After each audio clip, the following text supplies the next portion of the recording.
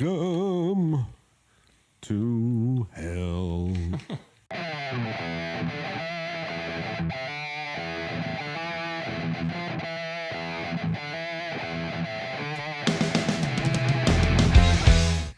Hello and welcome to the Jersey Shore Musicians Podcast. I'm Matt. That's Jeff. Hey, guys. And tonight we got my very good friend and musical mentor, Mr. Steve Hershey. Hey. Glad to be here with you. Thank you for having me. Not a problem, man. Thank you for coming. I appreciate it. Thank you. Okay. Story about Eric. Sure. All right, Eric Collier. If you're listening, hey man. He used to come into the store and he had like full beard and had his deep voice and when I met him, he could instantly quote Spinal Tap, the movie, the entire movie, right? Like, and he I would say, yeah, this one goes to 11, and he'd just like start running the script, and I was like, oh, this guy's cool, and he goes, yeah, he's like, yeah, every year, we throw a Spinal Tap party, and we throw it on, and everybody watches Spinal Tap, and obviously you guys have both seen this movie 20 times, so it's very, very funny music movie. And he goes, yeah, I'll let you know when we're having the next one. I was like, cool. Like, I don't know this guy from Adam, except that, he's in there, it's, I play bass and, that type of thing. So one time he comes in, he's like, yeah, it's on this weekend. We're doing the Spinal Tap, viewing party. He goes, like, my buddies got, out in the barn, at their farm, and, everybody gets together and, it's, get our drink on, and, a bunch of people was like, oh, yeah, it's cool. I'd love to go. So I was like, what can I bring? He's like, you'll bring a case of beer. I was like, yeah, sure, okay. So, we go, get a case of beer, show up at this address. There's this barn, so people hanging all around. I walk up the stairs to this barn, got this case of beer. A bunch of 14-year-old kids, passed out, drooling on themselves. And I was like, so these are your friends? And I was like, how old are you? He's like, 15. And I was like, great, I just brought a case of beer to a 15-year-old kid's house. And I was like, because I worked that day, and I was late arrival. I guess they already had one case of beer and knocked out 18 of them. And I was like, well, he's like, hey, we're already done watching the movie, but he's like, but hang out. So we ended up playing poker with a pinochle deck, and if you ever seen it, it's loaded with face cards. Okay. With pinochle, if you play poker with it, everybody's got 5 kings. Everybody. So I took all their money, and then I went home. But that's how I met Eric. Oh, that's funny. Down the road, I told him, I was like, dude, when you turn 18, work here. Yeah. And 3 years later, he did. I know he mentioned in his training to be a guitar repair guy, which, I mean, to his credit, that he knew where it was at. He mentioned, I worked at a music store and kind of apprenticed for a little while. That was years, and that was at Tom's River Music. Yeah, actually. That's how I met Eric too. Was through that. Oh yeah. Yeah. Oh, cool. Because I was Tommy Garofalo's student, so I was there when it was in the mall. I was there when it was in the mall. And then TJ Maxx Plaza. Right. And then that was it for me. Because by then I was 20-something. Yeah, I didn't know. Yeah, I guess Tommy Garofalo would have been there back then. That's at TJ Maxx he was, yeah. Yeah, TJ Maxx he definitely was. And he was in the mall because he's been 1991 was when I started lessons. Yeah, 91 you started lessons. Yeah, so that was a cool time in Jersey Shore music. Yeah. In general. Yep. Yeah, a lot of cool stuff. That was kind of the height of what we were doing in retail back then. I think I started with that company in the early 80s. Anyway, back to... Yeah. So my brother was a producer. How far off track did I get? Eric do here. What a cool guy. He actually had his nickname. Do you guys know his nickname from back then? Who, Eric's? Yeah. No, but I'd love to hear it. Oh my God. Yeah, for years. He goes, I'd love to hear it. For Nick, and I mean, if he's watching this, he's going to be like, shut up. Nah. I mean, it's not bad. It's not a bad thing. It was just something that stuck. So his nickname was Ojo. Ojo, spelled O-J-O. Ojo. Okay. Ojo, right? For lack of a better spelling, right? So the way that he got that name was he's working at the music store, and one of the big companies had come through. I think it was Ibanez or Yamaha, big Japanese-based company, And we had a rep. Like every company would have a rep. Like Gibson would have a rep that would come in. Yamaha would have a rep that would come in. I think these guys were Ibanez though. So we have our normal rep that comes in, plus his boss, who we never met before in our lives. But you remember the store. It was one wall was pure Ibanez. They loved us. Yeah. But they brought with them one of their designers from Japan, and he spoke English decently. But broken, we'll say, Okay, yeah. It was like, I guess, a broken English, but he understood you and he could speak very clearly. And he's like, looked at the store and super cool guy. And all these, I mean, they're from Ibanez. Yeah. You know what I mean? These guys are just like the coolest guys on the planet. So they look around, they like everything. They're like, all right, yeah, they're like, Steve, let's take you out to lunch. You got somebody you want to bring? I was like, yeah, let me bring Eric. Because he's really super into the the guitars, and he was really, I guess, like my top guy on the staff. I was like, yeah, we'll bring Eric, right? So we all go out, we eat, and have this whole big, long discussion about where Ibanez is going and what we can look forward into the future. And they were getting more into like 7 strings at that time. Okay. And, they're like, we're looking at 8 strings, and we're like, no way. No, 8 strings, you'll never be able to pull that off. So we come back from lunch, and then they're gonna hit the road. We're like, shake their hands, very nice to meet you, and they take off. And Eric turns to me, he goes, I got a question for you though. I said, what? And he goes, what the hell is Ojo? And I go, Ojo? Like, what the hell is Ojo? I was like, where in context did you hear this word? And he goes, yeah, the guy from the Ibanez factory, he kept saying Ojo. And all you guys were like nodding and smiling and agreeing with him, and then you'd be off on the conversation about Ojo. He goes, I don't know what the hell Ojo is. What, and he was like, I was sitting there going like this, what the hell is it? And it took me a minute to figure out. I was like, all right. The guy was talking about what we see on the TV screen is video. What we hear in the headphones is audio. Oh, that's awesome. He's like, we listen to the audio while we watch the video. And so we got it in context. We knew that he meant, obviously audio. But to that day, from that day forth, man, I was like, Eric, man, your new nickname has to be Ojo. So he was like Ojo for like 10 years. Oh, I'm so texting him that later. I'm like, hey, Ojo, where's my guitar? Yeah.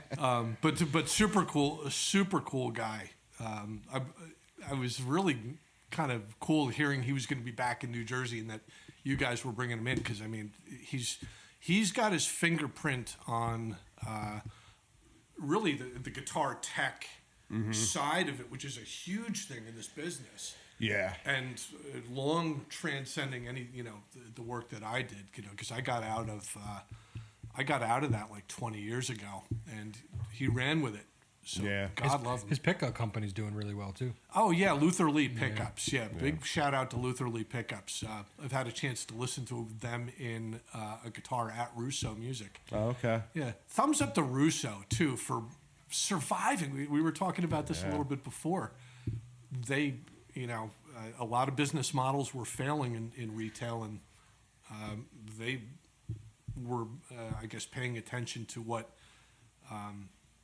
we needed. Yeah. Like, what do you guys really need? I mean, you can go order whatever online, but you need a place that you can take your thing where there's a competent technician that can, replace a fret or fix your binding or do this or that or the other thing. You can't really, I guess you could find someplace online to send it out to, but they put like real characters in there that really knew their stuff. Mm-hmm. So yeah, Russo is very cool. All right. Anyway, back. We're talking about like the Asbury Park days, like going back to like 1980. So my brother's 6 years older than me, and he was like in a high school band. So when he was like 18, I was like 12. Well, when he was like 20, 21, I was like, 14, 15 years old, and I was playing keyboard, and I was starting to get okay. And he goes, hey, join the band. So I did at like 15 years old. I think I was like a sophomore. And at that time, we also brought in Todd Conine, one of the monster guitar player, who was 14, and he was a freshman at the time. Oh, wow. But the kid was like, it was nothing for him to just burn around on a fretboard like immaculately with great feeling. He had the hair and the look. And, he just had everything. But we were 14, 15 years old.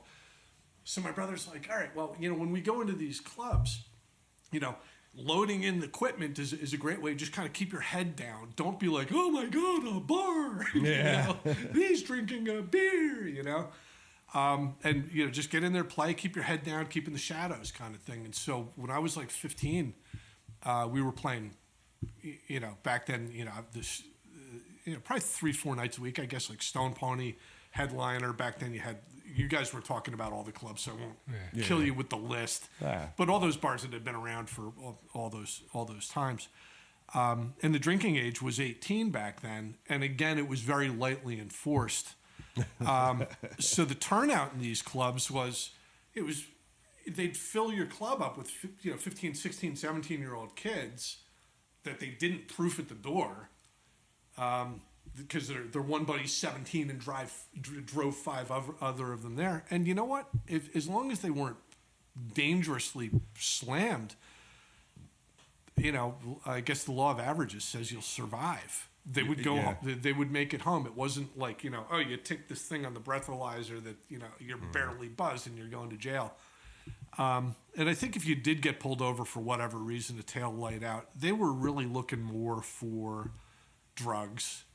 They weren't really cracking down on drinking back then anyway. So as a result, these clubs were packed. Like on a Tuesday night in November, you go to the Stone Pony, and it didn't really even matter who was playing. You could just go there and catch a really good band packed. I missed the 18 drinking age by like 6 weeks. Oh, wow. Yeah, it was like they did it on like January 1st, and like 6 weeks later, I turned 18. And the next year, they moved it to 19, and I missed that by 6 weeks. And then they moved it to 20, and I missed that. Like, they told you they were going to do it. They were up ramping to 21. They were just fucking with you. That's what Yeah. Like, I've had a buddy of mine who was like, literally, he was like 10 weeks older than I was, and he drank legally for 3 years before I could legally have a drink. Wow. He was like 10 weeks older than me, and he was like, oh, yeah, drinking in bars the whole time. Me, not so much. But yeah, the scene was one of the coolest things that I saw happen in Asbury Park. There was this club, like, kind of down where, between the Pony and like Cookman, sort of where the big merry-go-round was, kind of in that block there. And it was this little, just like, hallway. It was like this long brick building. In this little hallway, there was just a giant bouncer standing there, and then there was the door to get in. And what would happen is people were just kind of walking through Asbury, like, it's 10 o'clock at night, and they would see that they were about to get jumped by a gang. They could see the gang kind of moving through the parking lot, like, all right, look at them, they look like an easy mark, and they're trapped on this edge of this huge brick building as they're walking, and they see the gang. So where do you go? You'd walk into this little hallway to get away from the gang, and the bouncer would be standing there in the hallway going, $5 a head. And they'd be like, well, let us just stand here for a minute. We're waiting for the gang to go by, kind of thing, And he'd go, in or out, $5. And they would just to save their lives. Yeah. And they would pack this club every night. I think they hired that gang. Yeah. Like every time you see somebody walking down the road, act menacing out in the parking lot, kind of head towards them, and we'll just pack the club. Yeah, well, back then, Asbury Park was not a nice place.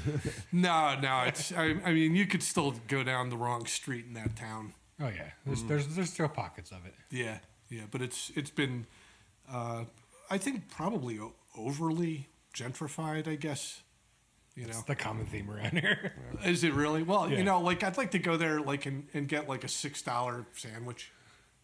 That happens to be $22 because of it's so posh there. They're trying to make it into a tourist destination again. That's what it is. Yeah. Well, Eddie Van Halen had invested a lot back when they were giving those properties away, and the Vaccaro family, they owned. I don't even know what percent of it, but they were just buying, and that stuff's all worth their investments. Henry Vaccaro had us in a building It was like this brick building that was set up like as a rehearsal space. And so like 3 bands shared this one space. And so we had it from midnight till 8 in the morning. Any night of the week we wanted, it was always available to us. And it was Henry Vaccaro Jr. that owned it. And for electricity, I remember him telling me one time, he's like, well, you know, the electricity's like, you know, and the rent there was like $75 a month for your band. Wow. To have like a whole time slot. And I was like, God, the electric's got to cost you more than that. He's like, we ran a wire over to the emergency exit sign at the shutdown Woolworth, and we just ran a wire over, powers the whole studio. Wow. That's great. Kind of my limited dealings with him from back then. Yeah. So you came up through the ranks music later, Matt. Yeah. You were coming into, and I actually want to give a shout out to Ian Mackenzie Smith. I know I'm supposed to read this, and you know what? I will read it. He was in OS 101. Were you around back when OS 101 was a thing? No. He was the tail end of Hogan's Heroes too, I think. And I mean, you'd listen in on the radio. You know, it's like, you know, tonight CBGBs would have this, and the Stone Pony would have that, and it was OS 101. I mean, he was that band, and we'd go see those guys, and you know, if they were signed, they toured all over. Yeah, that was old school 101 is what that was, and it was like legit punk, and it was probably, in terms of like legit punk, probably the last time that you could really see it. I would think, and so Ian Mackenzie Smith on bass, kind of a legend. You know, for us at the music stores, like Ian would walk in and it's like, oh my God, it's a bass player from OS 101. Don't say that. Don't say that. Well, you know, we don't need it. One of the cool facets. I know, I will read this thing if I need to. You know, if the power of Sticker Jesus compels me. But I'll just say on my own thing. Yeah, he designed that logo for us too. When you see a lot of this thing that we had, this music thing, was that there was this art that accompanied it. Like you'd hit the toll booth, and there in the change basket there was a sticker for this band was playing or whatever, and some of the coolest artwork that you'd see, and all over the place. And a lot of times that's kind of how you knew kind of what a band was about. I mean, you could kind of look at the sticker and kind of get a vibe for, oh man, we should go see that band. And there was just a handful of like artists that were behind making that happen in the Jersey Shore scene. And Ian was kind of the guy. Wow. Years ago, I was, building some equipment out in the garage, and, I was going to sticker him with the name of the company. And I mean, he's like, oh yeah. He looked at my design. He's like, yeah, no. He goes, your thing is cooler than that. We're going to do this thing like stainless steel with like this, gradiated lighting on it and stuff. The guy's just got a vision. And stickers, I mean, you want them on your guitar case. You want to be cool. You want them on your bumper and stuff like that. Stuck Up Sticker Company. And you know what? You don't even need to read that. That was a good enough promo right there. Yeah, no, but I mean, that's like the real deal. I mean, he drives so much of this. And, I mean, for nothing else, for supporting this industry. Go talk to Ian. I mean, you don't find a cooler guy doing cooler stuff. And when you talk to him, if you mention the Jersey Shore Musicians podcast, you'll get 10% off your first order. I should probably mention that had I known it. That's my part. That's why it's not on it. Oh, that's it. Because that's not on my cool copy, because they do have copy for me to read here, which I shan't be reading. So you were coming up at a time... I started going to shows about 90s. Like 95. Yeah, the 90s and stuff. Late 90s, I started playing guitar. Right. And what was your first bass? I don't even remember. Some Ibanez, like some, $100 Ibanez. Yeah. Bass, is as plain Jane as it could be. Yeah. Yeah. But you got good on that thing. I always enjoyed I'm all right. Watching the bands that you were involved with. It was always a lot of fun. This guy tells me I'm terrible all the time. Only sometimes when you're like, he's really like, what you just played was really cool, but don't play it. Play this. No, I always say, oh, dude, you got a lot of notes in there. Why don't you cut back a little? I told you, I write bass lines like a lead guitar player. Yeah, and I think I mean even lead guitar players can write stuff that's written for more of a lead guitar player than they are. Yeah, True. Very true. I remember going to see the G3 tour. Oh, okay. One year it was the warm up was actually Robert Fripp from King Crimson. Came out, sat on his stool, and almost stood up at one time while he was playing, and that was phenomenal. But it was Eric Johnson, then Steve Vai, then Joe Satriani, and I mean that was a great lineup. But I remember I came with a couple people that were not really into music, like music for musicians, which is what all that stuff really is. Yeah. And about halfway through, Steve Vai just kind of blistering for 15 minutes on. He goes, I think I've heard every note on his guitar 10 times already in the last minute. And I was like, yeah, he'll calm back down. And which he did. And of course, Joe Satriani was very tasteful too. But I mean, what a great point, in terms of finger gymnastics. And that was a whole big thing in the music scene for a while. You're lucky your teacher was Tommy Garofalo, because, I mean, he could shred. He had this jazz sense to him he always was big on timing, chords, structure. I kind of transferred over, which was funny just before he moved to Florida. He did. So a band that I was filling in with also needed another guitar player. And I'm like, I don't know anymore. So I get to the gig. Sure enough, it's Tommy. And I'm like, this is insane. You taught me, and now we're both playing together. And we did like 3 gigs together. Oh, that's That was cool. really cool. I was like, wow, man. Yeah. But he was strict on timing. Like I was metronome guy. And then whenever I taught at a place, metronome sales like went through the roof. Because I was like, you have to have one. And it's definitely weird having an opportunity to play with a teacher. It was weird. That first time I was like, ooh, shit. you got to get a good teacher though. Like I had a good teacher. Oh yeah, I heard that guy was okay. The local acoustic duo, sometimes trio, sometimes 4-piece, the Brew Crew. Oh, okay, yeah. They're cool, and that was one of the other teachers from back in the day back then was Adam Needs Wiki, blonde guy, and one of his students was Johnny Brew, and Johnny was all about I will capo and play G, C, and D for my next song, and then re-capo and play G, C, and D for my next song, but he could sing. And he could really, I mean, he's got a great rhythmic sense. He's fun to watch, kind of limited as a guitar player.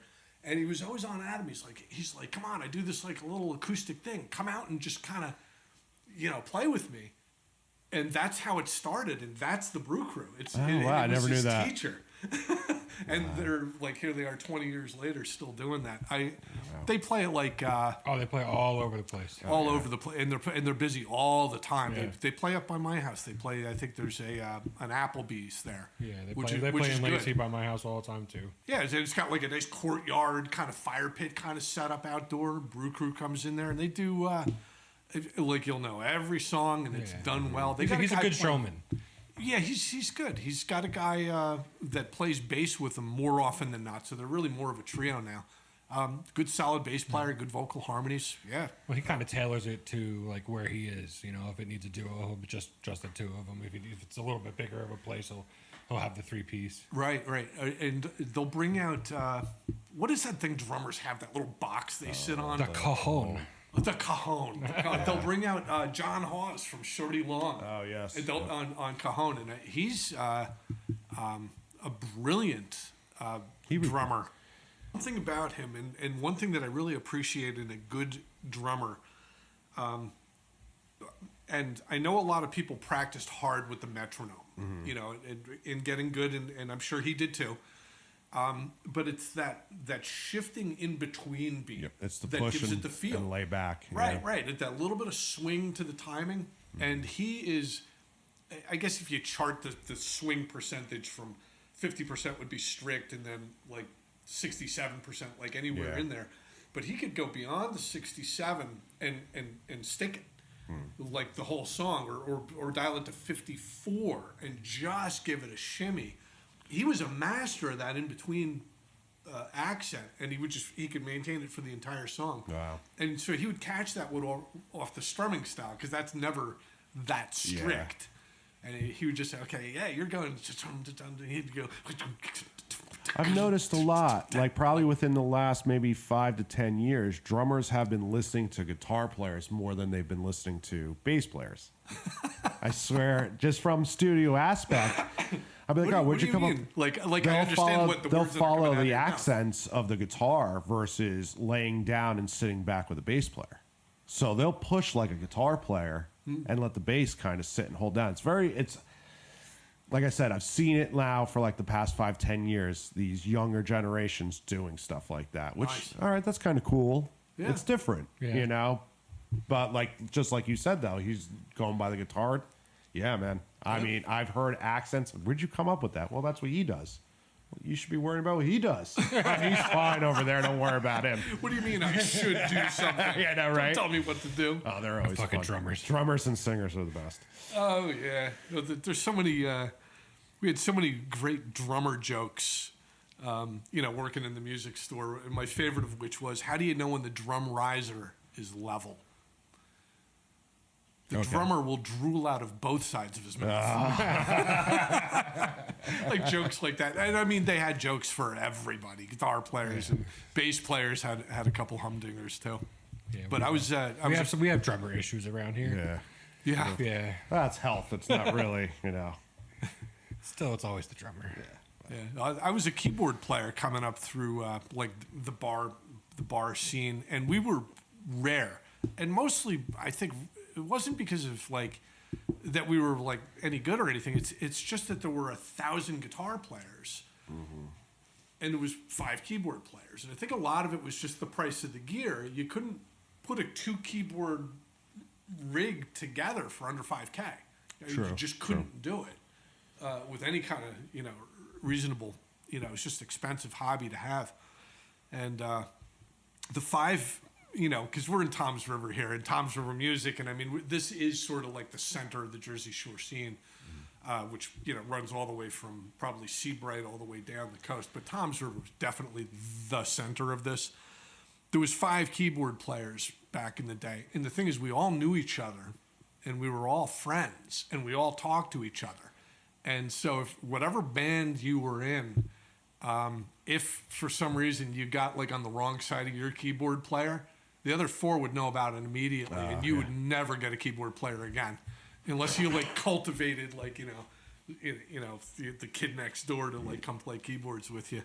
But it was one of them was actually my roommate for a long time. His name was also Steve, so people would call up and go, "Steve there? Which one?"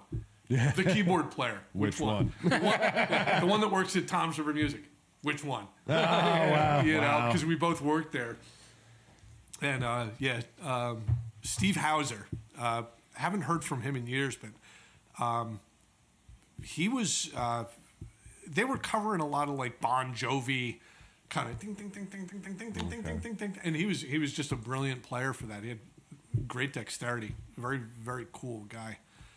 We were all good at different things. We had one of the guys had great feel and chording, great comping skills and great chording.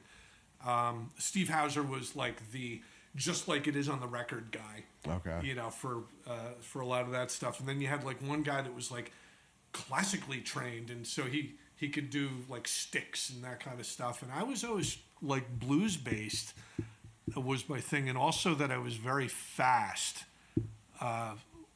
Just Gotcha. I could just rip some stuff out.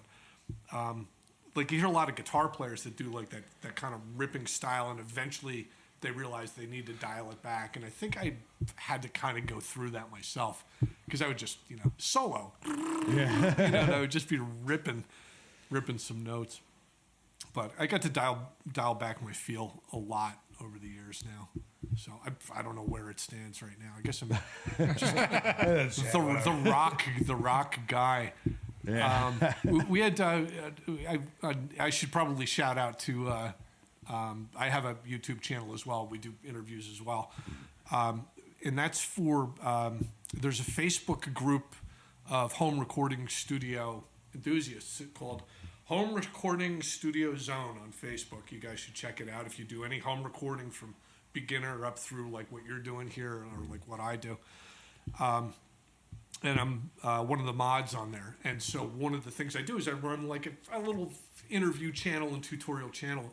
We brought in a couple weeks ago Tony Nardini. I don't know if you ever get to work with him. And he was one of my students from many, many years ago. And he was one of my students, and I ran into him like probably like after he had, gone off to college or whatever. I ran into him like 5 years later at a studio on the same gig. It was a local producer, a guy named Steve Thomas, who's a really smoking producer. And he just had us both booked where one of us would play piano and one of us would play organ. But he hadn't really sorted out who would be on what.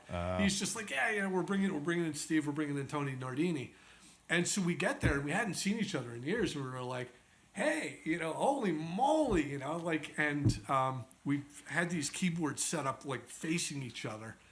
And it was at that moment that I realized that he had become a better player than I was. And as a teacher, I think there's very little that'll make you feel at the same time really good about yourself and really terrible about yourself. Yeah. as you see a student come in that can just smoke you. But he immediately fell into the groove of the song like it was nothing. And I was kind of hearing it and kind of saying, oh, okay, I kind of get this. And meanwhile, he was like, yeah, I got it. And I was like, why don't you cover the organ part? And I just like held my head low and went over to the piano and tried to kind of keep up with the kid. But Tony's just a monster player, great singer. And he did, I know you guys were talking a lot about the business of like, how do you get paid and where's the money coming from? And the promoters keeping this amount, the band's only getting this and that kind of stuff. He did kind of a corporate sort of vibe where they weren't looking to play Saturday night at the Stone Pony. They would get booked for, like Colgate toothpastes, the 30th anniversary of like one of their vice presidents, and they're going to throw them a party. And they needed a band, so he was in Hyperactive, and they were getting like more money than a wedding band because they were doing corporate gigs, and they would just go in there, and it was like meticulously perfect, the whole band with the whole horn section and everything else going on, and he did very well for himself doing that angle. We were talking about before, like music stores that survived and ones that didn't, and ones that, because let's face it, like GC, they're still there, but I mean, they're still there. I don't want to kick a dog while it's dying, but it's okay. It's fine. I mean, but you don't have to look too far. Like in the financial news, how many billion in debt are they? Oh God, who knows? And they're how many times have they sold? They've refied so many times that the last time that they refied, it was this company. It's like, okay, I'll refine you and refi and save your company, but you're going to be paying 16% interest now, oh my gosh, and you're going to have a balloon payment of $5 billion due, but it's not due for 2 years, and that came and went, and they didn't pay anything. And so, who knows how they're even hanging on? Wow. This is, we were talking before about like the Columbia business model. A business in turmoil is at its most efficient. And God love the people that work for that company. They have employees there. But everybody I knew that like was involved with them that was like good or knowledgeable or able to push that business and make it like legitimate, they're all gone. And every time I go, not every time I go in there, because like I only go in there for emergencies, but I never see the same people twice in a row. Wow. I think it's just a revolving door of, hey, you got your little band or your little studio or your little bit of training and you're hired until you realize that what they're offering you is not what your paycheck actually gives you.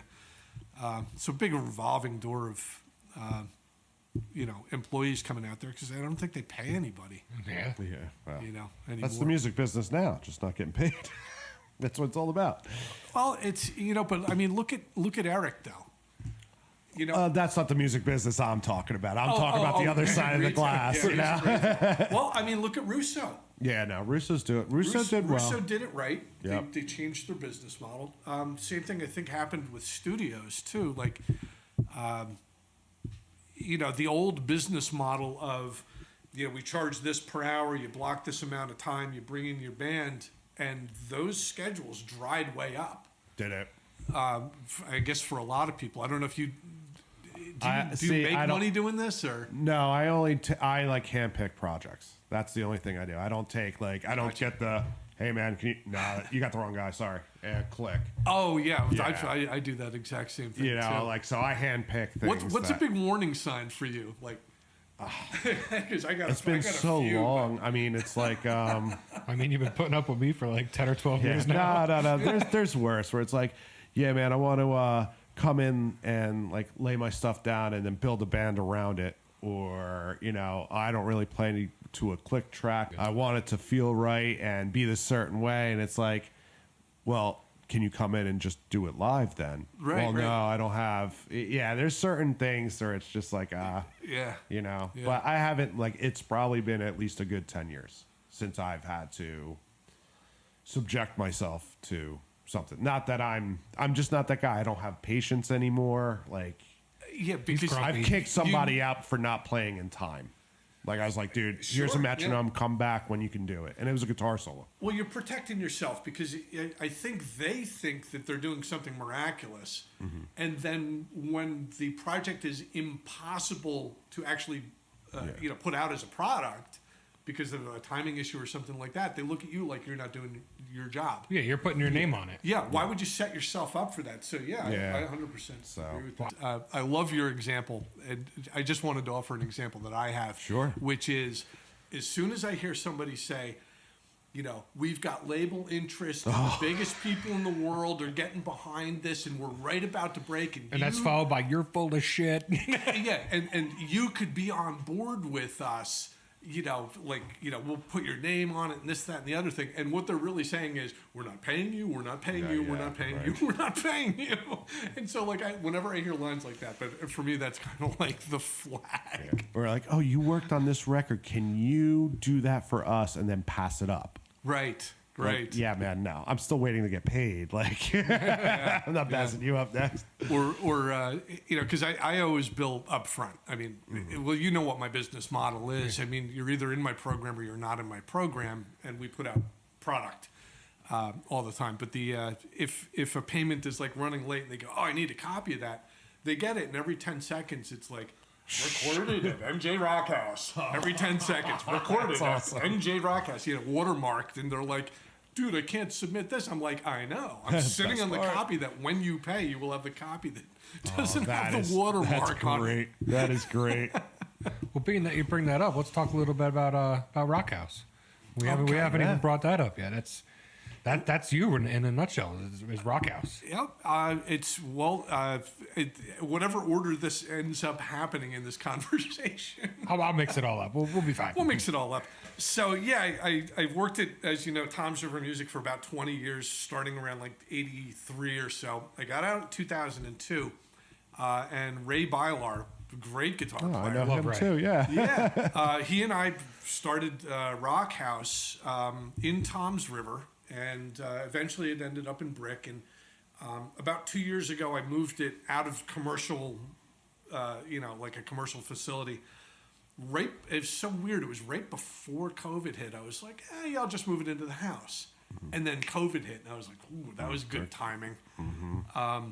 So what I do is, I guess I'm a music teacher. I guess people could come to me and say, I would like to learn bass or guitar or keyboards or vocals or songwriting or recording or whatever. And about 3 months into their training, when they start getting some basic skills, we start recording them and say, okay, well, here's, this other student did like a bass line, and hey, you can hit these 3 chords on a piano now and keep timing.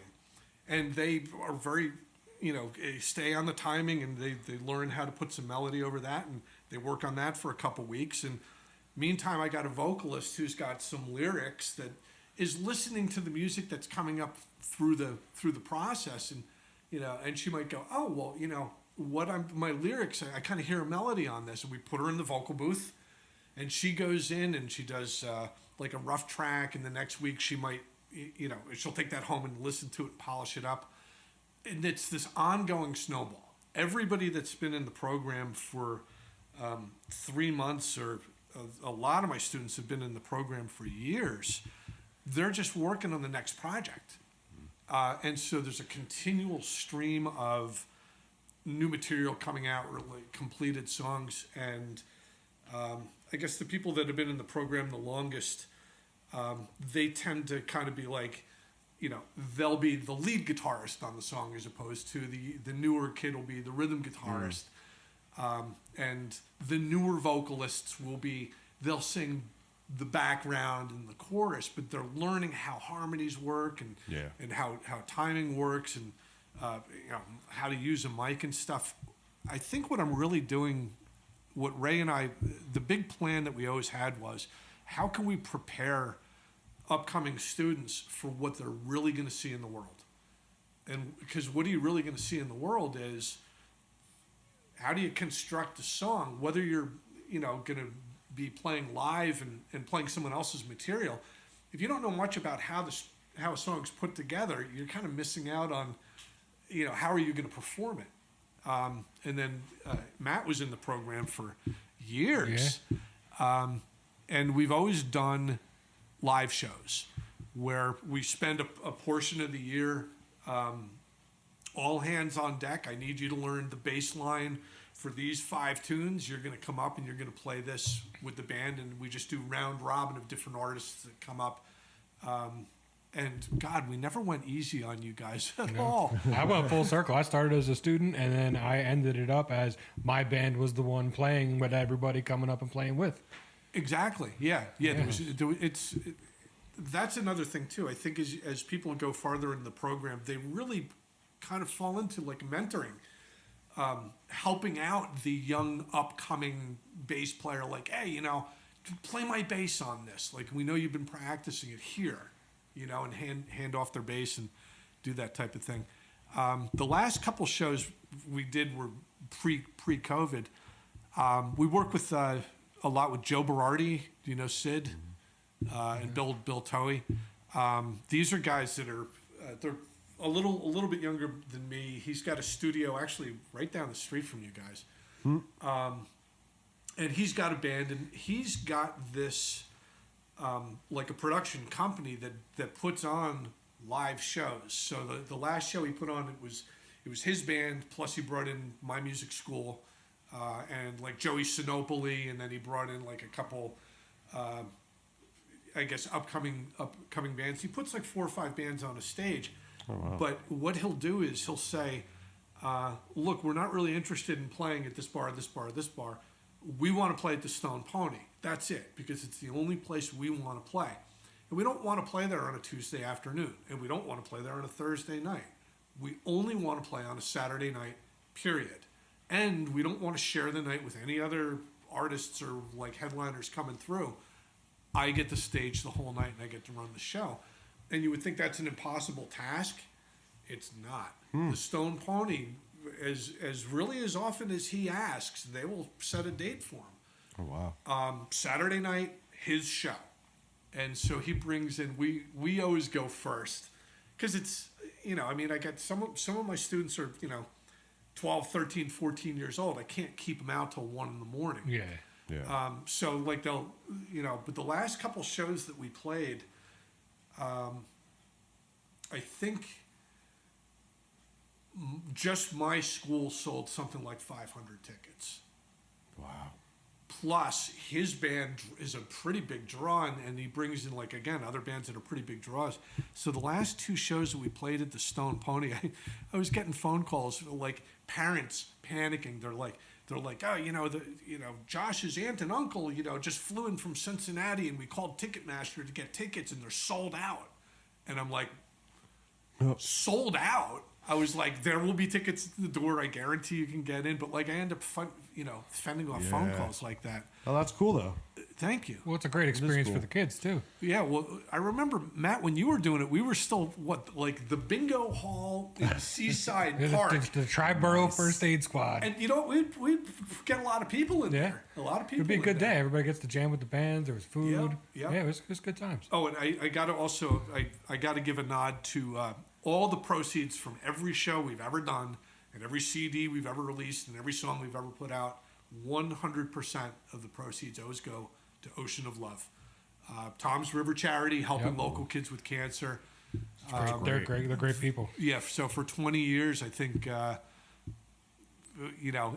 Mike Little from Ocean of Love, he always comes to the shows, and we always bring him up on stage. Last time we brought him up on stage, we were like, here, and we have the envelope, with all the ticket proceeds, and I mean, who knows how many thousands of dollars are in this thing. So he's like, he comes up, and I'm like, yeah, Mike Little, say a few words. And last time he walked up and he tapped on the mic, it goes tap, tap, tap, and it squealed, right? And I said, we're pretty sure he's possessed. And he looked at me and like froze. Like, what do you mean you're pretty sure I'm possessed? I'm like, just don't touch the microphone. Here's a big packet of cash. And like, people buy tickets. I'm like, look, don't make your check out to me. Make it directly to Ocean of Love. So, they're buying 10, 20 tickets. They're making the check out to Ocean of Love. It's a tax deduction. And they get to bring all their friends. And that's how we move so many tickets. Joe Berardi, he really knows how to put on a show, man. He That's really awesome. does. He That's really great. does. And awesome, it's so weird that he's like a mile from here. A little bit older than you, but Okay. well, maybe I'll put you guys in touch. With a similar type of setup in studio. And cool. I know one of his songs got Grammy nominated a couple of years ago. So nice. he's doing very cool stuff. He's got a good following and stuff. But Matt, back when you used to play these shows, and it was like Mike Fev would be doing the sound, and which was I remember the monitors on the side of the drummer was enough to play the show. Yeah. He'd have those are the side fills for the drummer, and I was like, That's awesome. play a small stadium, way overkill with the sound systems. But, we never went easy on you guys. It was like, people come to these shows and they expect, okay, well, here comes the 3-chord rock.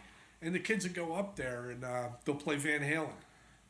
And then they'll play King Crimson. And then they'll play Yes. And then they'll do a Stones tune, but they're not going to do like, some 3-chord Stones tune. They'll do something with like the really weird chording from, Keith Richards. Yeah. Who knows how I actually tuned that day. And the chords just like, add 6, add 9, add 11. Like every single chord is like some kind of bizarre thing. But yeah, we never went easy on you guys. No, we did not. No, but you guys would always step up, man. You'd put the time in, get the song solid. I tell people all the time, I wouldn't be here or doing anything that I'm doing musically without you. Like, you were the one that pushed me on that journey. Well, I appreciate that. I appreciate that. And I have been, since you've been in the program, I've always been a big fan of the work that you've been doing.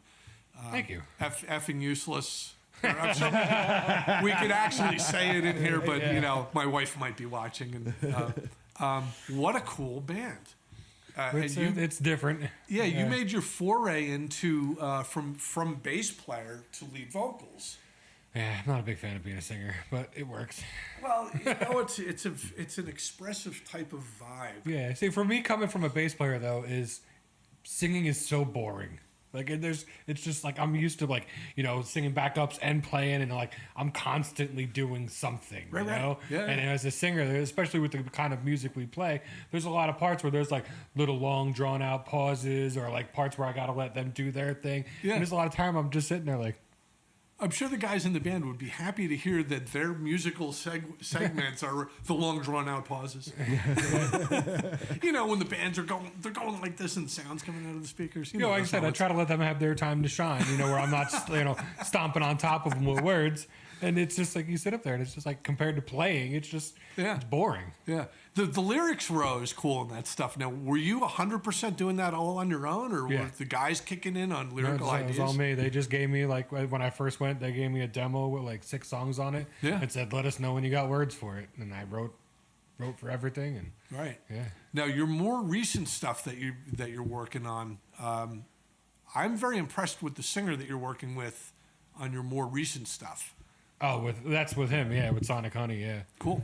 Yeah, he plays guitar on that, and then Jesse, he was on our first episode. Yeah. He's pretty phenomenal vocalist. Yeah. He's got a great range. Yeah, that stuff's coming along nicely. Yeah, because he showed us he does like a gun for hire kind of stuff, and we've heard something like he's done like straight up like country tunes, and he sounds good, right? And then you hear him in his band, which is like a straight up metal band, and he's screaming at the top of his lungs, and you're like, wow, dude's got some range.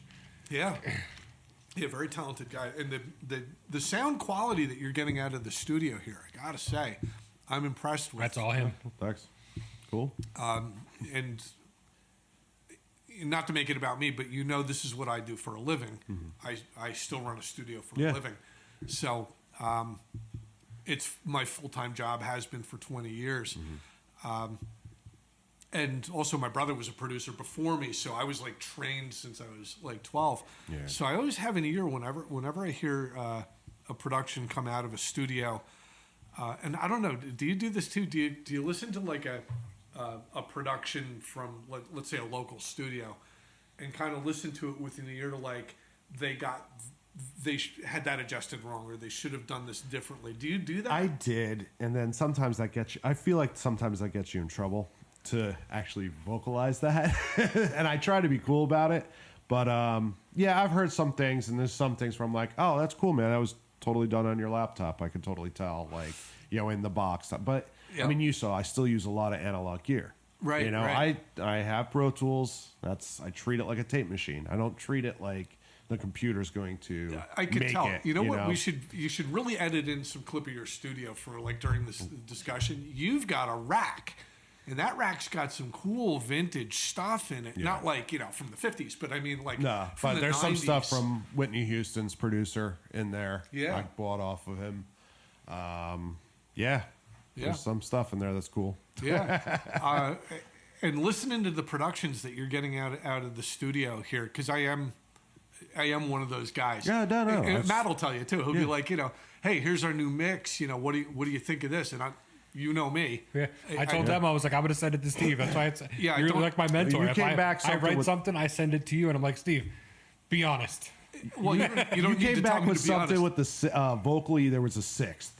I think a background vocal was he's trying to hit the sixth on that harmony, but it's just, I don't think it's quite working. You should tune it to an E. So it was funny. So I ran it through Melodyne just to see what the hell. And I'm like, son of a bitch. I'm Clean, like, right up there. Yeah, there's the perfect right up. Yep. Yeah, that was crazy. I remember that exact harmony too, because it was just, we're humans. Yeah. Nobody has ever sung a damn note on pitch in the history of humanity. It's not possible. We got close. We're there. We're almost there. And the human ear is like kind of flexible, and you go, oh yeah, that's on. But I remember what it was his lower harmony he was sharp on, and at the top harmony was flat, and so you weren't hearing the distance. Yeah, you were hearing like it was supposed to be a sixth, and it was on the verge of being a flat five. And without getting too technical, folks, flat fives are Diablos in Musica. That's what they used to call them, the devil in music. And 200 years ago, 300 years ago, if you played that interval, the church would come and cut your hands off. Oh, wow. For playing a flatted fifth on any instrument. That's why they didn't let children near a piano. Because if you play any F and any B, two white keys, like a kid will walk over and just hit something by random. They hit an F and a B, and I mean, if the minister was walking by, he would just kick your door and hit your kid's hands off right in front of you, like no question. It does have a harsh kind of a tone to it, but they honestly believed that was the tone that they would use to summon Satan. Wow. Even if it was by accident, that the devil would appear if you played those tones. And they honestly believed that stuff. it's been scientifically proven in recent years not to be true. Oh wow, it's amazing. But like, yeah, a lot of classical guys couldn't do that. They couldn't like they'd hear that as part of the composition, like to be required there, and they found like really interesting ways around it because they couldn't write that into it without the church kicking their door. True. Yeah. But yeah, that was like a real thing. That was a real thing. Yeah, so I remember that harmony, and I remember being. You never have to ask me to be honest with you about something. If I'm a big fan of getting a second set of ears on things anyway, and I think that's one of the things that thankfully I'm blessed with my Facebook group. We're at 48,000 members now. All home engineers. That's awesome. 48,000 of them. And if I'm unsure about something, I have a few guys on there that are like serious engineers. Wow. And hey, would you mind if I sent you this just to get your ears on it? And they will send me something, or I'll send them something. We do it back and forth. And they'll get back to you and they'll be like, yeah, the guitar's going sharp on the bends. And it's not killing you, but it's you might want to get that redone. Listen to this, listen to that. I always mix the bass too loud. Yeah, that's everybody's thing now because it's you got. And I just recently figured this out is that most of our monitors near fields they're cutting off at 38. Yeah. The good ones are cutting off at like 32. Well, you know what my fix for that was? Like, I got this just like cheap subwoofer that sits under my desk. It's like a Behringer K10. They're cheap. They're like $300. Because I did like the REW test, and my room is flat. Like bass, treble, everything's great. Mm-hmm. I just went down there and said, screw it. Turned up the subwoofer another like 2 or 4 dB, I think I did. And it screwed up my REW test. And I have a well-treated room, so I don't have like bass problems in there. But now I'm fulfilled by the bass as I'm mixing, and so it tended to kind of calm down a little bit, which really helped me. And for anybody that's interested in hearing the music from the students in the Rockhouse program, we're on SoundCloud. Just type in Steve Hershey. Okay. And we put out like a new song like pretty much once a week if we're not prepping for a show. That's awesome. And we got all kinds of approaches to writing. We just had a country bass vocalist, Rob, boom, boom, boom, kind of a vocalist. Mm-hmm. We just had him do an 80s arena rock song. And he's like, whoa! And he like gets awesome up there and stuff. But we do that to kind of test people's comfort. You got to push them out of their comfort. Get them out of their comfort, yeah. Yeah, because otherwise they'll keep writing. He'll just keep writing the same song, country song. Not that every song is the same in country, but we're all big fans. It's pretty close. Yeah. Did I ever tell you the time I was accidentally in a country band? No. Did I ever tell you that story? So this would have been like back in like mid 80s, right? And so in the music store, no internet or anything, there's like a cork board up, and people would just looking for a drummer, just kind of pin it to the board. And this was looking for a keyboard player, classic rock band, $signs, and a phone number. And I was like, I'm only working 3 nights a week with my main band. I like $signs. Well, yeah. Let me call these guys, right? So I get to talking to the guy, and he's a cool guy, and he's like, can you play like Allman Brothers? Can you play Leonard Skinner? Can you cover some Clapton and Led Zeppelin and Pink Floyd? And I'm like, check. Yeah, that's what I play. Like, I don't know every song by every one of those artists, but that's my thing. I'm capable of playing any of that. Yeah. Well, some of that stuff can get quite intricate, but I mean, he was listing bands that are really kind of in my wheelhouse. Yeah. Classic rock and prog. So I was like, yeah, sure, man. I was like, I'll check you guys out. And he goes, you have equipment, you got transportation. I said, yeah, sure. And he goes, well, I'll tell you what, let's forego the audition. He goes, you sound like you know what you're doing. We're playing tonight. We're playing down in Waretown. Bring your stuff, come set up with us, come play with us. And, what we'll do is we'll have you turn down in the mains. And as you're playing and you got your own amp, I'll come over and I'll listen. And if you're hanging with us, I'll tell them, bring you up in the mains. And he goes, if by the end of the night you're as loud as the band, that means you got the job. So, and I'm a reasonable player, and I wasn't hitting too many awful, terrible notes. And so I, was playing the songs that they were doing. At the end of the night, I was at the volume, and he goes, "Oh, great, you're hired." I said, "Cool." He goes, "You'll make $80 a night, and we play out several nights a week." And I said, "Awesome." And he goes, "Tomorrow night we're playing up north, so we're all meeting at my house. So just come over to my house. We all go up in the van with the equipment." I said, "That's great." So I went there, loaded my gear in the van, drove up. The guys, they pull into a Holiday Inn. I've been envisioning like a Blues Brother moment, like this was like chicken wire. They pull into a Holiday Inn, and so I'm there with like my torn Led Zeppelin T-shirt, and I'm ready to do what we did the night before, right? So I load in my gear, and I'm setting in, I'm getting wired up. Guitar players, they connect their single wire from the head to the cabinet, and they're off. And they come back a couple minutes later, cowboy hats with like silver buckles, turquoise with the string, pearl buttons, and they come back and they go, "Where's your hat?" And I go, "What do you mean, where's my hat?" And they said, "Yeah, it's country night." I'm like, "What is this country night of which you were speaking?" Yeah, right. And they said, "Well, yeah, didn't we tell you that the band," I won't say the name of the band because I know it's actually still a band. Oh, wow. But the name of the band would lead you to believe they do two styles of music. We'll just say. I had no idea. And I was like, "Yeah, no, like I auditioned last night. It was a rock band. You're not a rock band?" And they're like, "No, we have country nights as well." And I was like, "I don't know any country songs. Like, I know none of them." And he's like, "Don't worry, man. I'll tell you both chords before the song starts." You both chords. What kind of music you got? We got both kinds. We got country and western. Exactly. So he goes, he turned around, he goes, C and F, Oh, and standard. the chorus is in A minor, and I was like, all right. And so I would get through these, hack my way through these songs, and kind of like in the background without the lights on me and my torn Led Zeppelin T-shirt, playing, So I'm playing all this like 2-chord crap, and I mean they're good. They got like a reasonable rig and a reasonable sound, and they sound like all these country bands I never heard before.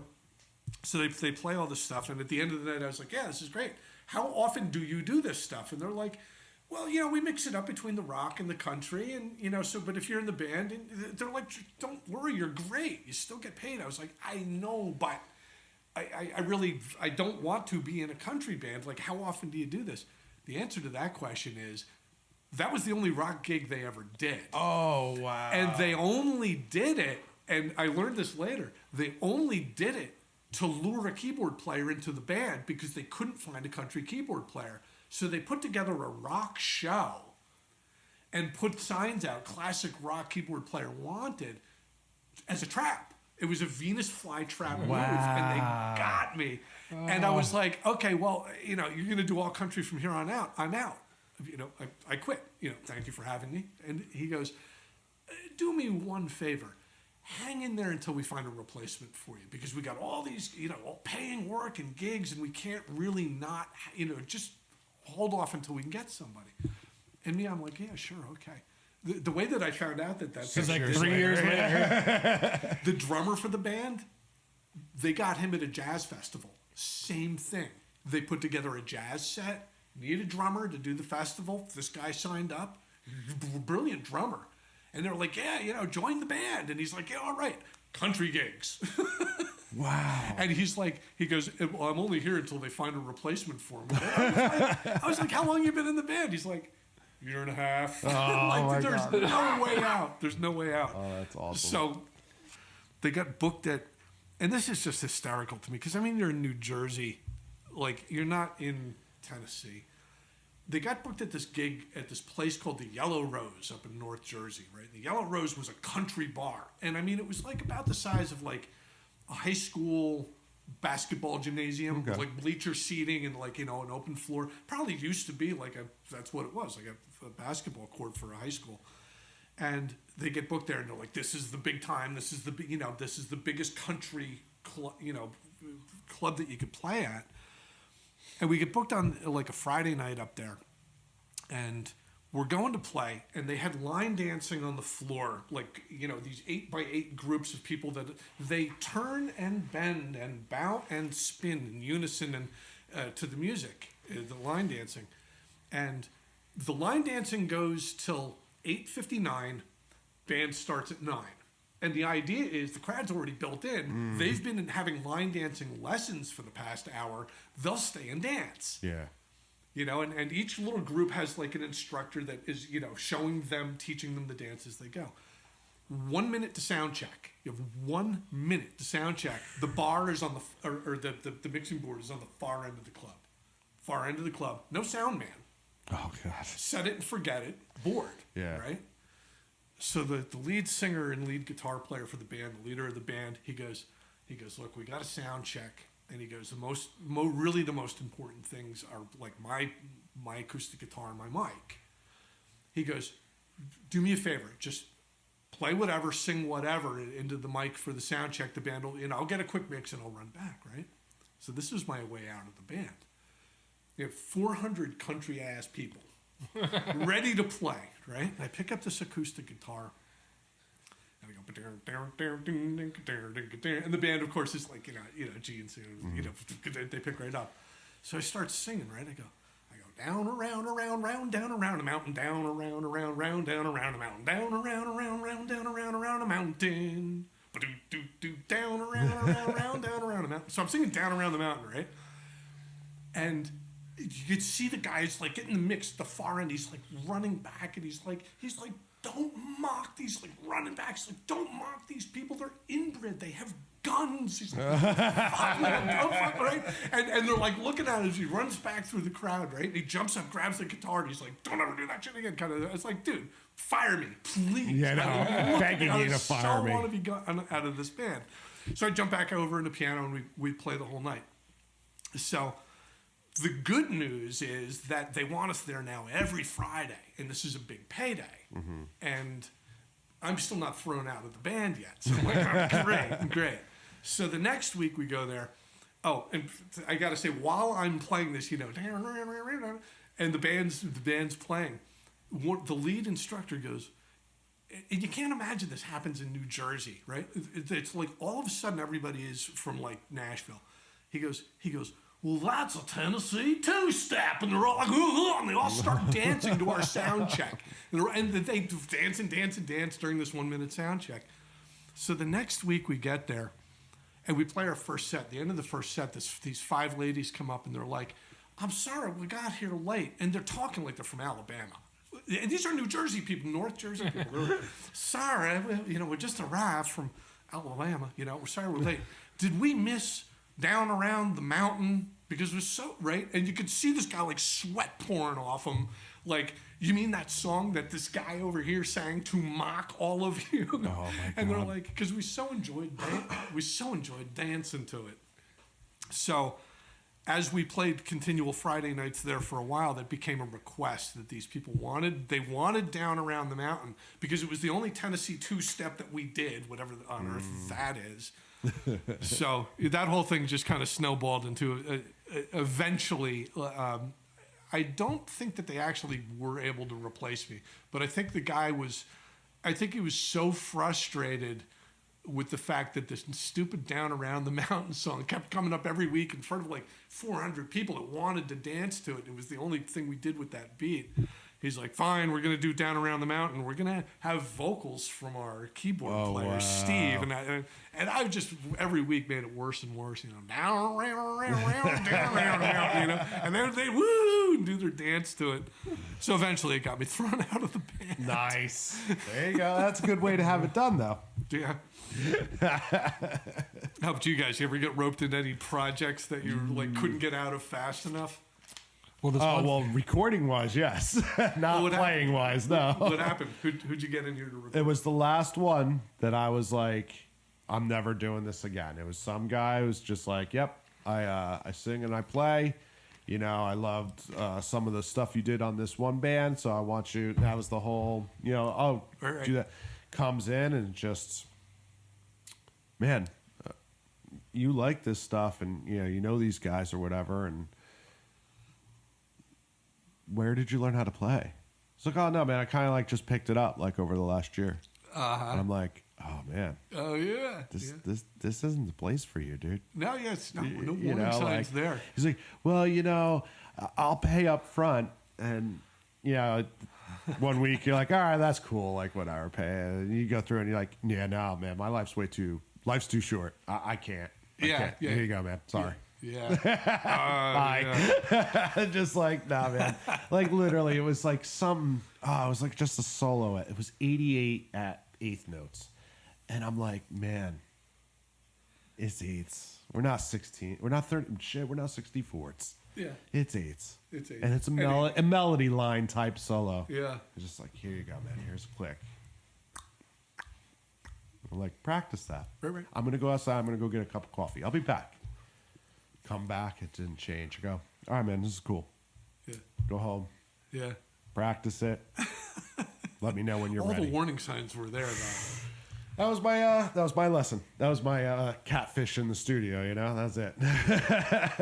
That's it. Never again. Well, me, I got roped into one time. I was playing this show at Jack and Bill's, and this guy comes up to me and he's like, "You want to split every Tuesday night all summer long?" And I'm like, "What do you mean?" He's like, "We got every Tuesday night. You guys can have every other one." And I was like, "Cool." And then 12 years later, here I am sitting next to the guy. That was great. Oh man. Well, dude, we did. In all fairness, we did every like Tuesday or Wednesday, whatever it was, for like 2 years before that. Oh, I know. It was like the third year. You're kind of like, yeah, man, I'm not doing every day or every week. You know, it was cool though. It worked out for you. That's the story of how we got here. Cool. Which band was that? That was with Pork Chop. Yeah. We played Jack and Bill's, and he comes walking up. He's like, "You guys want to play every other Tuesday night?" We're like, "Yeah, sure." Yeah. And you know what?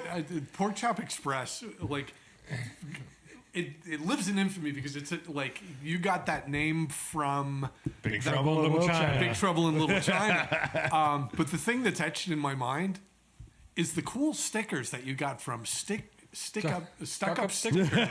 And Mackenzie Smith, who was like sort of the art director of the music scene. Yeah, I can see that train. Yep. The Pork Chop Express. He did the one for us where it's like the PCX inside the New Jersey, and then he also went on his own and inlaid the cover from Big Trouble in Little China in the background. Sure. I remember that. Yeah. That was good. Well, the future, I think, of Jersey Shore music is definitely its own thing. One thing that I wanted to mention too, because a lot of like you come from like Pork Chop Express and the bands that we've been in and the artists that we've worked with. But one thing that I saw working at the music store, which I don't see in like the clubs that we think of, like these set of clubs. There's like 3 other huge music scenes in the Jersey Shore that. If I didn't experience them, I wouldn't have even known they were there. Coming out of Lakewood, you have the Orthodox Jewish music scene. Okay. And I'll tell you, those guys can play. Mm-hmm. And I've had a couple students, a couple keyboard students from that scene there, and they have, their music that they do, but those guys rip. Like they got some killer players also from Lakewood. The Black Churches. The Black Churches, they got some music going on in those churches. My brother used to do a lot of the sound system installations for those guys. They did, it was a Mike Fevela production back with like the like Mike DiMaria and stuff, and they had like that whole band going on, and they were doing like an open mic Thursdays, and one of those bands, and I knew like every other guy in the band because they would come, their church in Lakewood, they'd shop at the store, so I knew half the guys, and they came in, and I think they were hey, it's Steve from the store, I'm like, hey, what's up, guys? And they're like, yeah, we brought the band. And there's like 8 guys in the band. They brought like 30 people with them to watch. And they went up there and they laid it down. Nice. And these guys, they had like the old guy at the keyboard, like hunched over like this, and he's got chords on his piano that aren't on my piano. You know, he's got those chords, and they were just tight. And I've had the opportunity to like visit like their services, their church services and stuff. Those guys.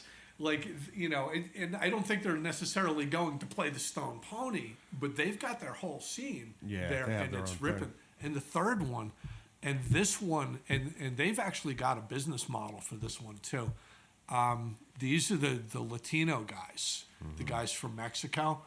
I think mainly from Mexico. The guys that I dealt with, they were definitely Mexican, and they'll have 5 percussion stations that they set up, like, you know, congas and timbales and stuff, bass, keys, maybe a guitar player, and they all sing. Yeah. But like 5 percussion stations, and what they do is they rent. It's I guess the equivalent would be it's like a rave. They rent like a little warehouse. They used to rent like the mansion in Brick. Oh, we played there. We had our students I play used there to a few do. times. Yeah. I reconed all the speakers in there after those shows because they would just pop them. Yeah. So the guy always found me, and I reconed speakers. So I'd be getting 18s. I'm sitting here on a big table, just cutting it out, reinstalling it. You know, it's hysterical now. I'm like, "What'd you do?" They had a Mexican night, and the guy got that a little was like overzealous. every Friday too. Yep. Yeah, every Friday. Yep. Like it was like Latino Heat Night or something. Yeah, like, you know. it was something. Yeah, something like that. I remember going there and installing limiters. You had to. Yeah, you had to. But these guys would they do like real underground? Like that was the mansion was a legit place. Like you could go, you know, have your prom there, your sweet 16 party. So it was like kind of nice. These guys would rent like, you know, a basement in an apartment building. Or I don't even know if they'd rent it, but they're like, you know, we're here on this night. You know, they're like, you gotta come, you know? And I was like, I'd go hang out with these guys, and I knew probably like 3 or 4 of the guys from the store. And there's, you know, hundreds of people there that I don't know. And let me tell you, all of them just boom, jumping up and down. And the music was just like, you learn something about being a musician, I think.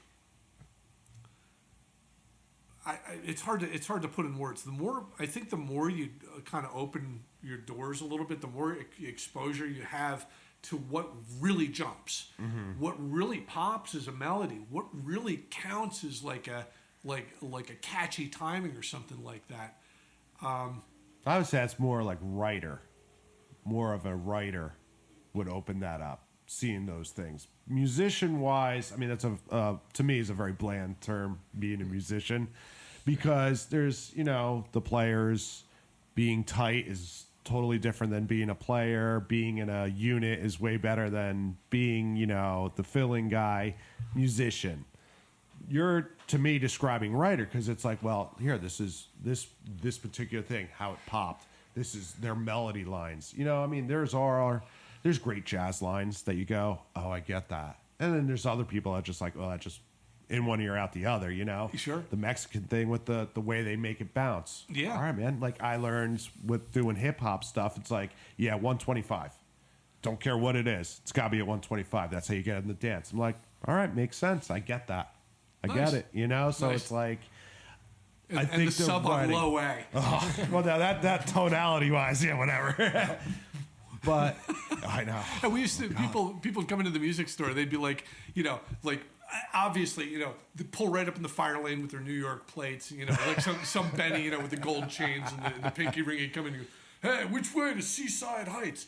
We would tell them, find any Mustang that's going boom, boom, boom, and follow it. So wait, I'll take it right to Seaside. Do you remember there was a Tom's River band that wrote Seaside Tony? I can't remember the name of the band. Do you remember that? Because it's definitely late 90s. It was Seaside Tony. I mean, it was played around here all when I was a kid. It doesn't ring a bell. I wish I knew. I don't want to say like Brown or Captain Woodpecker. I can't think of who it was because it was like Surf Club. When Surf Club was, the stage was on the outside southbound wall, not where it was where before the, God rest that place's soul, died. Oh my God! Yeah, You know, it's just too many places that we've said goodbye to I like know. that. But yeah, it sounds like funny. God, I can't think of- It's weird. Like I mentioned, like Benny's, but like being like from before your time, and just a kind of a brief history lesson. Tom's River was built on mob money. I believe it. I believe it. And what it was like, you know, the Brooklyn mob, essentially, and like Long Island mob. And what they would do is they're looking for a nice place to set up grandma, you know, away from the crime-ridden streets. And so they built her a nice little house down here by the ocean, and it built and built and built. And eventually that turned into year-rounders. Yeah. That kind of set up, and they kind of came later. The people, the permanent residents that came here, and the influx of money was every summer. Brooklyn would clear out. They'd all go down the shore, and they'd bring all their money with them. Yeah. And I mean, it was mob money, and it was big money, and they were termed. You couldn't really say, "Hooray! Here comes the mob money that's going to, infuse our economy." So the nicest way they put it was that they called those people the beneficials, because you couldn't say mobster, and that got shortened to Benny. Oh, look at that! So that's where the word Benny with comes the shoebies. From. Yeah, shoebies were from Philly, I thought, right? Yeah. See, when I first heard Benny's, I was like, man, that's the most derogatory, like possibly racist, horrible thing I've ever heard. The Bennies are coming, but it means beneficials. Wow. The See, people that boosted you learned the something economy. even on this podcast. I never knew as that. it is. You learned something. There's your new. history lesson, folks. Well, speaking of history lessons, guys, and history, I am on a schedule. I do appreciate so much the invite. And Matt, any time that you ever have anything I can help with or anything, you and I go way back. Definitely. Your studio is absolutely beautiful here. Thank you. And I do appreciate the invite now. We got one more question, just real quick. Give everybody where they can find you. Yes, I can read this. No. Just Tell them where they can find you, how they can get a hold of you with Rockhouse and whatever else, all your other endeavors. NJRockhouse.com. That's NJ like New Jersey, rockhouse.com. That's, phone number and directions and, some clips in the music we're doing. Please go to SoundCloud. Steve Hershey. Go to Steve Hershey on SoundCloud. You'll see music as it comes out in real time. And it's all over the place from... you'd think NJ Rockhouse, it's all rock stuff, but we've been putting out, it's like all over the map. It's some cool pop, there's some metal, there's some jazzy stuff. Like we're about to come out with, I think in the next week or so, we got these two twin sisters. They're 17, and they're putting out a soul tune, and we have never done a soul tune. And you'll hear this. You'll think that you're like, you're in Motown in the 70s. That's awesome. And the one girl is a beautifully voiced singer. She just sounds like choirs of angels and shit. She just sounds so good. And her sister, twin sister, guitar. And she's got this Motown vibe. They came up with this thing. And the girl that sings had this like vamping keyboard thing. Like, just on this topic real quick, this song's about to hit in a week, but check out the stuff that's there now and subscribe to it so you see when it hits. The bass line, this is like the weirdest thing. I just put a fresh set of strings on, I get this Fender P bass, American, and trying out New York Steel's brand. I don't know if you ever tried them. They're really good for like about 5 minutes, and then they're good, and then like 3 days later, they're like long-lasting strings. Like, because I'm used to like elixirs, coated strings. I'm used to getting 6 months out of strings, but it was like literally within the hour of me putting them on, and they had this whole soul thing. And I was like, let me just throw it on and plug in, and it's out of G minor, which is one of my favorite keys on a bass. And the strings are and it's a Fender P bass, and I just had the preamp set right and everything, like it just all came together in this bit of glory. And I hacked my way through this bass line that had nice moments in it, and then the rest of it was like me on bass, you know, like mostly on, and it kind of fell apart and came and went. But the software I use, you click one button and it sets up this 8x8 grid of pads, and it chops the entire bass line, the 3 minutes that you played, into here's 5 seconds of it, here's 3 seconds of it, here's just one note. Like it intelligently grabs what it thinks are phrases. And the singer came in, the girl, her name Gabriella. I was like, yeah, check it out. You know, and 64 pads of it. And she's like, they're sitting there with these Olo headphones on, which are handcrafted at the foot of the Alps in Slovenia. And like, they're, I don't, have you heard Olo headphones? No, I have not. Yeah, they'll break the bank, man, but they're killer. Yeah. Wooden. Oh, wow. It's like character, but they're reference phones. Like, like. That's all of them though now. Yeah, so well, they all try to be reference and yeah. Break But the thing is, like, I got like 9 sets of phones in there from like AKG, Audio Technica, and this, that, and the other thing. Nothing. Yeah, because everybody thinks headphones should cost you $150. No, not good ones. Not good ones. Yeah. So these things are like $5. Yeah. But I mean, I put them up against I've worked Sennheisers and Beyerdynamics and the usual success.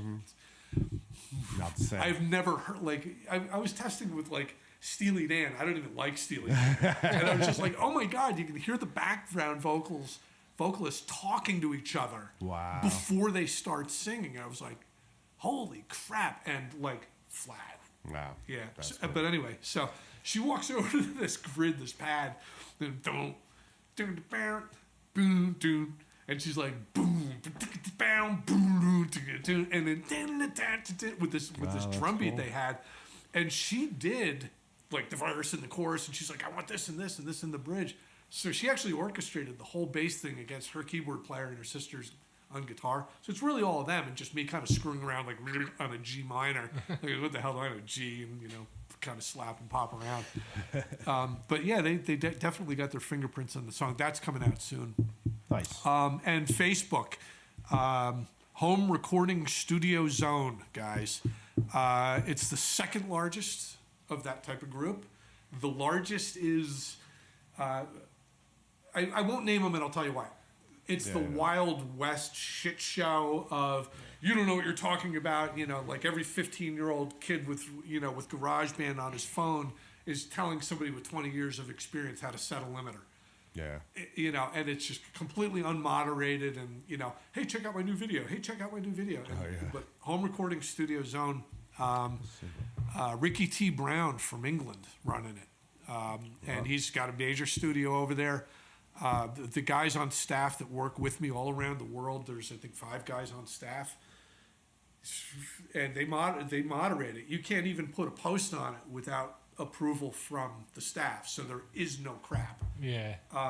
And they, the rules are like, hey, you can debate topics all you want. As soon as it gets personal, you're gone. Just don't be a dick. Yeah, I mean, how difficult do you think it would be? So that's why we don't have as big a numbers as the Wild West shit show.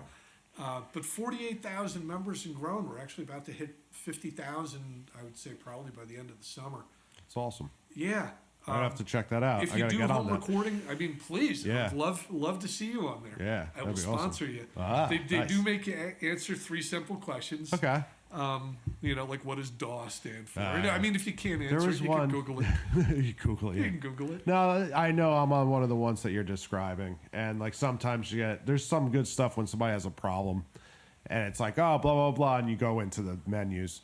But there's ones where they're cutthroat and just some of them can get, and you know what, not to get into like politics or anything, but I mean politics show up and religion shows up, and I mean you're there like we're talking about music. Yeah. If you had an honest question about like what's a good compression ratio for like a backing vocal from a girl. And I mean, there is an answer to that question, but if you have to sort through all this other crap, well, yeah, that's true. That's annoying. you know, to go through everything. yeah, it's like skip. Oh, here's a post that's kind of on topic. Yeah. All right, well, ours is a good one. we know you got to get out of here. So one last final question. We'll give you the same one that we give everybody. Sure. You can answer it from you, or you can answer it as like what you would like to see for your students. Sure. If there's one thing you could change about the music scene today, what would it be and why?